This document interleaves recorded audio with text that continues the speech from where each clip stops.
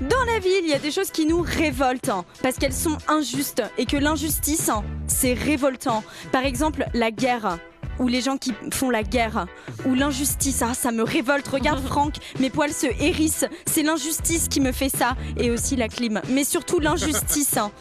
Heureusement, il existe des hommes et des femmes de courage qui résistent, et qui osent se lever pour crier haut et fort « Non ! Non l'injustice ! Tu rentres chez toi, l'injustice. Tu n'es pas la bienvenue ici, car tu n'es pas juste. » Et parmi eux, il y a notamment Jeanne d'Arc, Gandhi, le général de Gaulle, le groupe Trio et maintenant Marine Le Pen, notre héros de la semaine.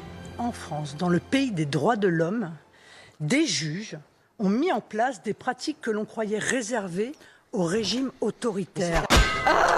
Il ne vous a donc probablement pas échappé que la présidente du Rassemblement national, députée à l'Assemblée nationale et ex-députée européenne, a été condamnée à 4 ans de prison, dont 2 ans ferme sous bracelet électronique, 100 000 € d'amende et surtout 5 ans d'inéligibilité avec exécution provisoire, ce qui veut dire qu'elle ne peut pas se présenter à aucune élection en fait dès maintenant et sans effet suspensif en cas d'appel.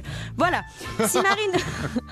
Si Marine Le Pen est condamnée à l'inéligibilité, le reste du monde est quant à lui condamné à devoir essayer de prononcer sans se tromper le mot inéligibilité. C'était pas suffisant de nous voler 4 millions d'euros. Voilà l'état dans lequel tu laisses la France, Marine, pauvre et dyslexique. Tu sais, en ce moment, tous les journalistes, ils sont en sueur devant leur miroir, genre avant leur émission, tu sais, inéligibilité, inéligibilité.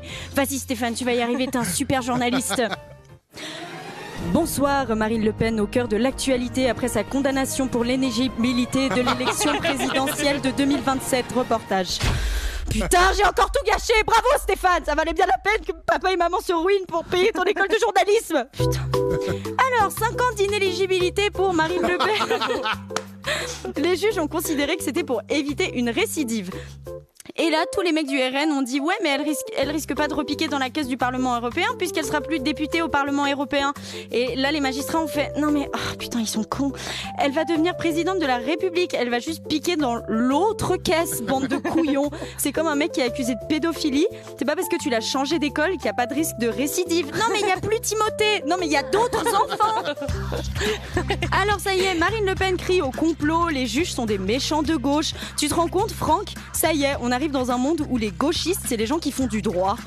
Moi, je vous propose de venir passer une journée en amphi avec moi, tous ces petits marxistes avec leurs mallettes en cuir et leurs mocassins à glands de gauchistes. Pardon, mais je le dis, aujourd'hui, les cours de droit fiscal, c'est quasiment des ZAD, vraiment. Non mais comment vont réagir mes parents quand je vais leur annoncer que j'ai décidé d'abandonner ma carrière respectable d'humoriste pour me consacrer exclusivement au droit, ce repère de chômeurs et d'assistés.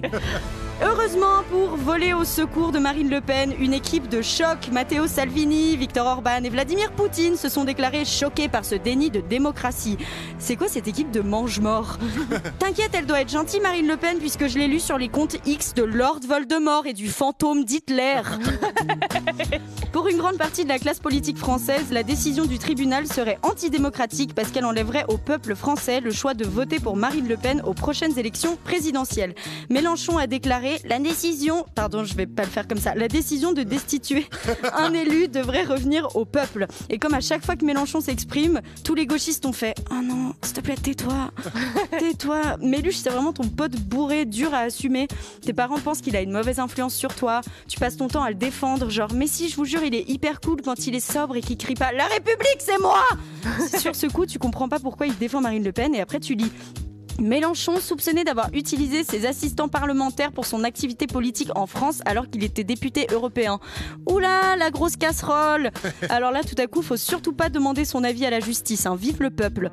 Et qu'on se le dise, non, on arrête avec le peuple. Le peuple, c'est pas toujours une bonne idée de lui demander son avis. Je rappelle que dans le peuple, il y a tous tes collègues de merde et tes ex et Franck Mater qui m'a déjà fait la blague suivante. Tu connais l'histoire de la feuille de papier, elle déchire. C'est ça le peuple. Dans le peuple, il y a ce mec de gauche qui m'avait dit au milieu de notre premier date, tu sais, j'ai appris à désexualiser le corps des femmes en manif. Du coup, tu peux enlever ton t-shirt s'il te plaît. C'est ça le peuple. Cette personne peut voter. Oulala, mon Dieu, elle critique le peuple. Mais rappelez-vous que critiquer le peuple c'est mal, mais lui voler 4 millions d'euros c'est pire.